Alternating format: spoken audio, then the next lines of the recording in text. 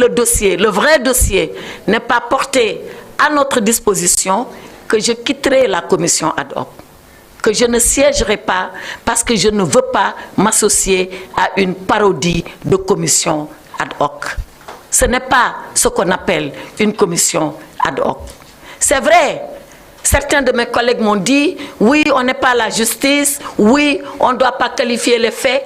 D'accord, mais entre ne pas qualifier les faits et connaître les faits, mais il y a quand même une différence. Moi, je veux seulement connaître des faits.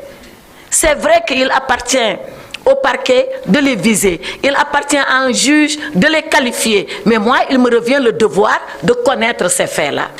Eh bien, l'Assemblée, la commission ad hoc a refusé qu'on connaisse de ces faits. Parce que je leur ai dit, si nous devons faire un travail sérieux, non pas pour Farba Ngom, mais pour chaque député qui pourrait être confronté à une main levée, à une levée de son immunité, mais il faudrait arrêter un principe de procédure.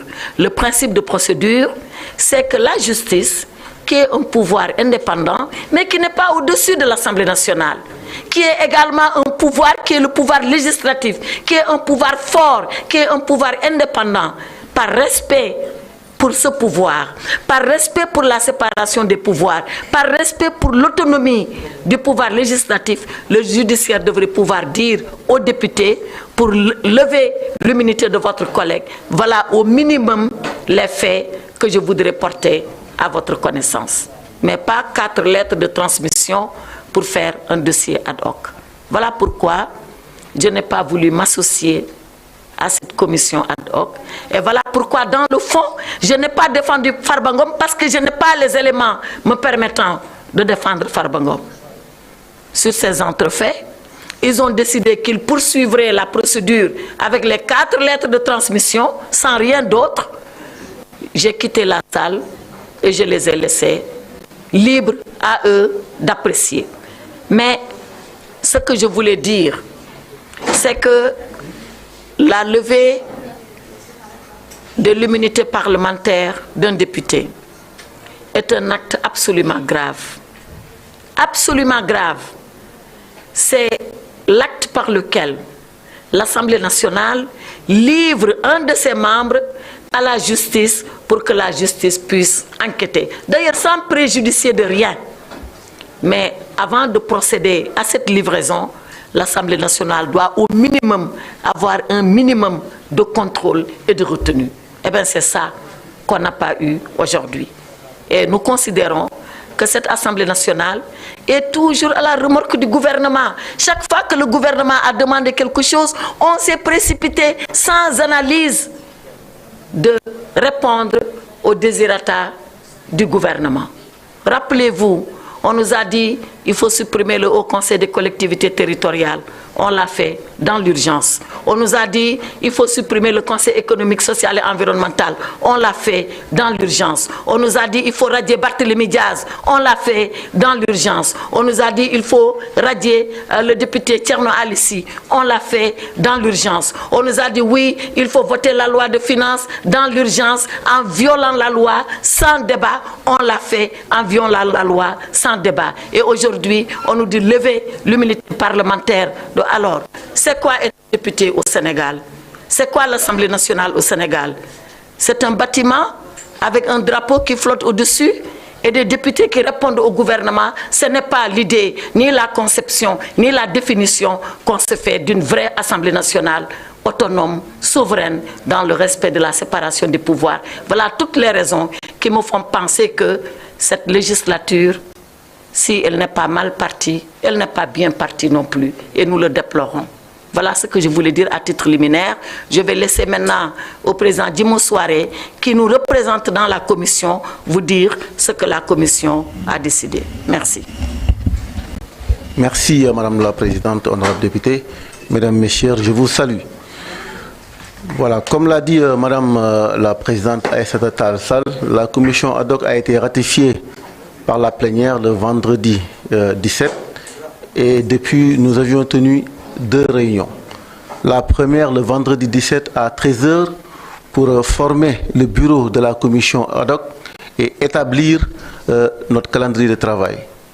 Donc, lors de cette réunion, le bureau a été formé, on a établi un calendrier de travail et fixé à la date du mardi 21 janvier l'audition de notre collègue, l'honorable député Mahamadou Ngom dit Farba. Mais au préalable, j'avais demandé en tant que membre de la commission ad hoc, j'avais demandé au président de disposer des documents qui nous permettraient, en tout cas, d'avoir les éléments d'appréciation pour juger de la levée de l'immunité parlementaire de notre collègue ou non. Beaucoup d'autres collègues, pendant cette réunion du vendredi 17 à 13 h, ont soulevé la même question.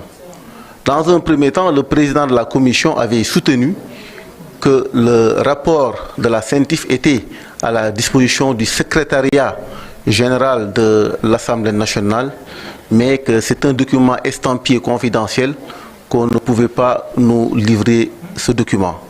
Suite à cela, d'autres collègues comme moi ont soulevé cette question pour dire tout simplement qu'on ne pouvait pas tenir une réunion, auditionner notre collègue sans pour autant avoir les éléments d'appréciation.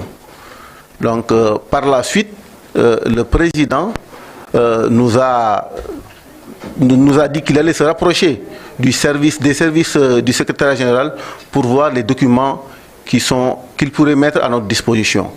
Et de là, après, il m'a personnellement appelé pour dire qu'il y a des documents qui sont à notre disposition au niveau du secrétariat. Donc naturellement, le lundi matin, parce que vendredi, j'ai reçu l'appel un peu tard, le lundi matin à la première heure, nous avons été à l'Assemblée nationale auprès du secrétariat donc pour retirer ces documents. Il s'est trouvé qu'il ne s'agissait en fait, comme la présidente Aïssata Tall Sall l'a dit, que de l'aide de transmission du procureur du parquet financier au procureur général, du procureur général au ministre de la Justice et du ministre de la Justice au président de l'Assemblée nationale. Il n'y avait rien d'autre dans le dossier. Donc, naturellement, ce mardi, tout à l'heure, il y a à 16 h, nous avions soulevé le même problème. Bien avant, la présidente Aïssata Tall Sall donc avait posé la question, une motion préjudicielle pour demander à disposer des documents. Quand nous avons pris la parole, nous avons en tout cas demandé la même chose. Et apparemment, la commission ne disposait pas donc des documents qui nous permettraient